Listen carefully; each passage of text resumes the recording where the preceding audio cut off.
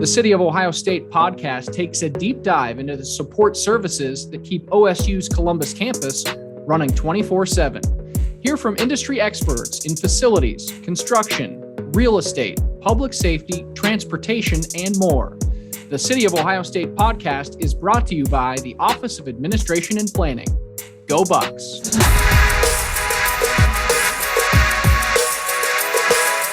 Hello and welcome to the City of Ohio State podcast. I'm your host, Dan Hedman. Last month, we took a look at zero waste and composting efforts on campus. For episode 5, we'll check in with Chief of Police Kimberly Spears-McNatt to discuss what Ohio State is doing to enhance safety for students, faculty, and staff this fall. Chief, thanks for being with us. Thank you, Dan. Students are back on campus and classes are underway. It's always an exciting time as the energy and excitement of a new school year spreads throughout campus. Each year, police and public safety bring new service offerings or resources to the table, and that's partly what we're here to talk about today. Off-campus crime became a big focus these past few years, and I know OSU has partnered with the City of Columbus to add police and non-sworn security patrols, lights, cameras, and other resources.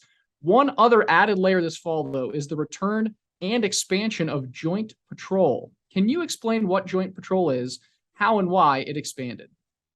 So Joint Patrol is a program where OSU PD and CPD pair together to patrol the off-campus neighborhoods where many of our students live, and is really focused within the university district. Why this is important is because it's an opportunity for our officers to collaborate with CPD, also our students who live off campus, and then when something occurs, that we can connect our students with all the resources that the university offers to them. What I'm really excited about this year is that we were able to hire 3 additional officers and assign them to Joint Patrol to be paired up with CPD as they're patrolling off campus. So this is really exciting. In the past, we had 1 officer paired with CPD, but starting this fall, we now have 3 of our officers assigned to this assignment to patrol with Columbus Police Division. I was actually out the other day, Chief, doing a little bit of a ride along with the Joint Patrol program, and I have to agree, it's a really cool program. Students seem to really enjoy seeing the OSU PD officers east of High and helping to build those relationships. And I think this program is important for many reasons. By having OSU PD and CPD officer paired up, it helps our agencies not only collaborate, but continue to share information to make sure that we're keeping everyone safe. That's great. Okay, sticking with off campus, which for the purposes of this conversation, we're really referring to the university district area that's east of High Street. So the university launched a community crime map back in March. Can you remind anyone who may have forgotten or that is new to campus what that community crime map is and how to use it?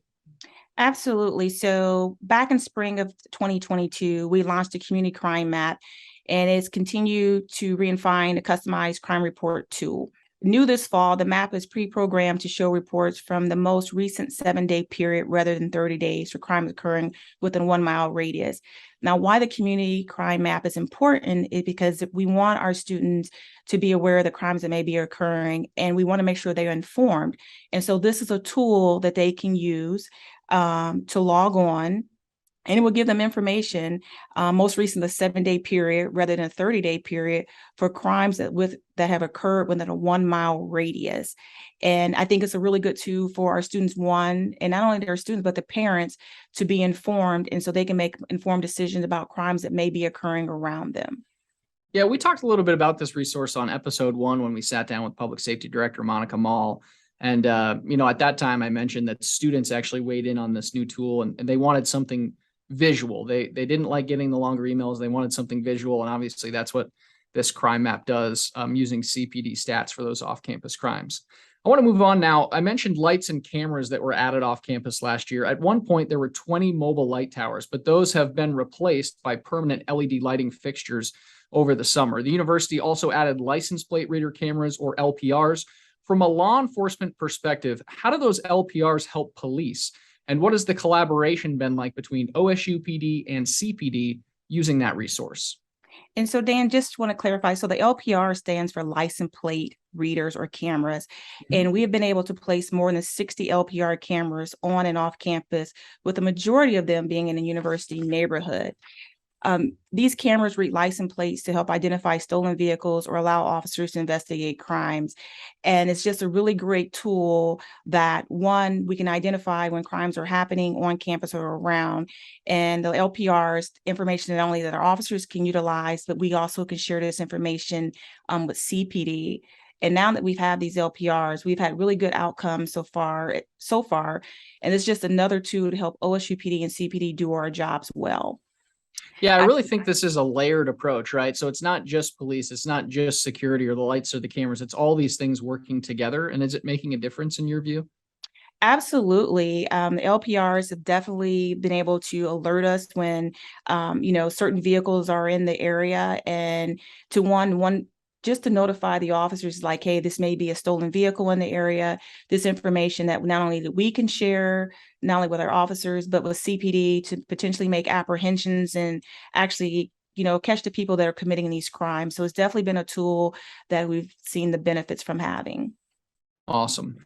Well, we've talked a lot about off campus, but back in your own jurisdiction, I know officers are hard at work protecting students, faculty, and staff.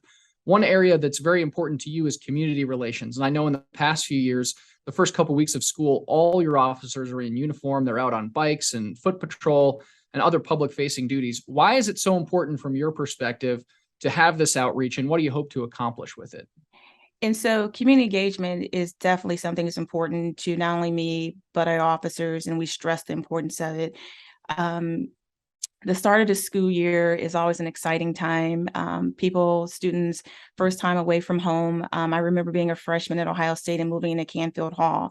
And so this is the one opportunity where we can get out, welcome the new students, make them aware of the resources that's available to them, and just welcome all the students back and let them know that we're here to keep them safe, want them to, graduate in 4 years. But it's just the excitement of, the start of the school year, new students on campus, and letting them get to know the type of officers that we have, representatives of OSU PD, and that we're out there patrolling, and our number one priority is making sure that we're keeping them safe, and that they will see our officers, visibly out on foot. They will see our officers out walking. They will see our officers out on bikes. We have officers assigned to each of the residence hall. You can stop in Ohio Union and meet with our officers. And so that community engagement piece is very important for the students to get to know our officers and our officers to get to know the students. And so the start of the school year is always an exciting time, to let them know that we're here to keep them safe.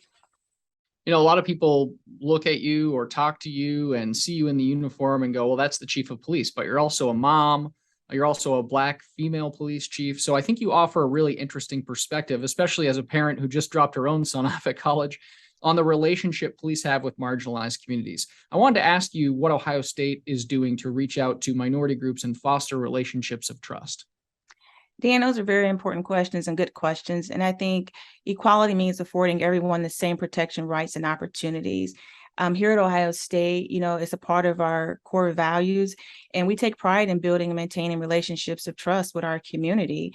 And how we build that trust is on a regular basis, meeting with student groups and listening to get their feedback, and, listening to understand, not just listening to respond. One of the things that our agency do is that all our officers undergo diversity and implicit bias training. And I think it's important as law enforcement officers that we recognize that in order for the public to trust the police, we have to do things right. We must perform our duties with integrity and compassion. And then what kind of relationships have you forged in your last couple of years as chief and reaching out to students? I know it's hard because the student population turns over year to year, but I know you work hard on that too.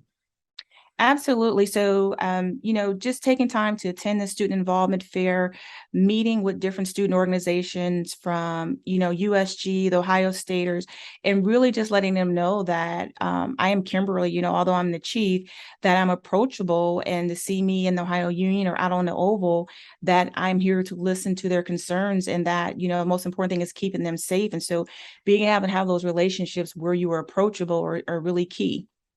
Well, I think just generally Ohio State is a very safe place, but obviously we're in the midst of a major city. Crimes do still occur. So what advice do you have for students or even parents that may be listening to this podcast? I know crime's never the fault of the victim, but are there steps we can all take to enhance our own safety?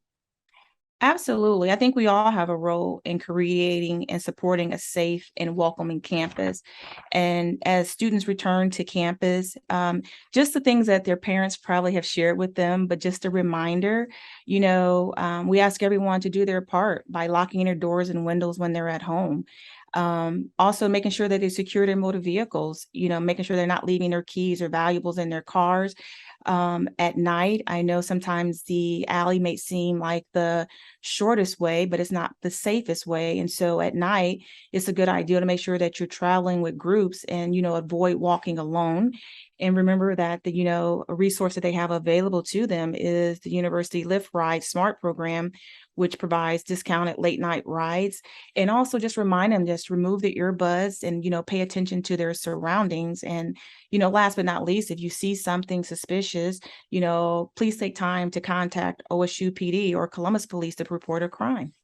Yeah, those are good tips. And they're common things we all think about, but if we can all practice those, then hopefully that can help make a difference as well. So finally, auto theft has been on the rise, not just here in Columbus, but nationally. So what has OSU PD seen, and what tips do officers have for our listeners on securing their vehicles?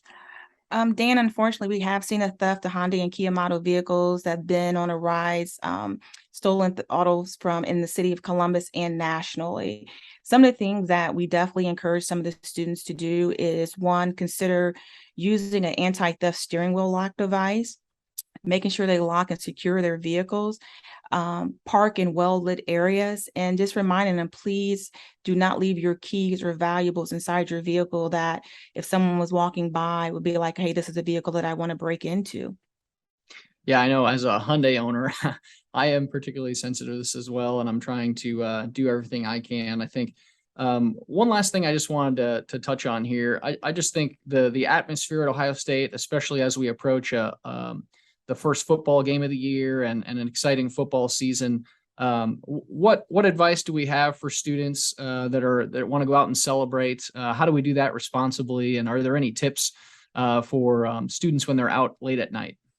So I think everyone wants to cheer on the Buckeyes and everyone's excited with the start of the school year.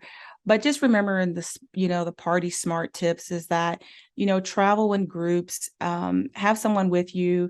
We also have Rave Guardian, app that they can use to share with their friends or family, let them know their location, and just party smart. And I think that's important to share with the students as they start the school year and they want to celebrate, and, let someone know where you're at. And if you are going to drink, do it responsibly and just make sure you're not traveling by yourself.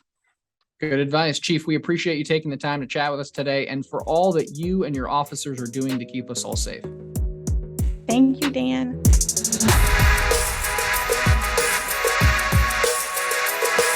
The City of Ohio State podcast is brought to you by the Office of Administration and Planning. On our next episode, we'll get an update on campus transportation, from cabs route changes to on-demand services available at Ohio State. Until next time, be kind and go Bucks.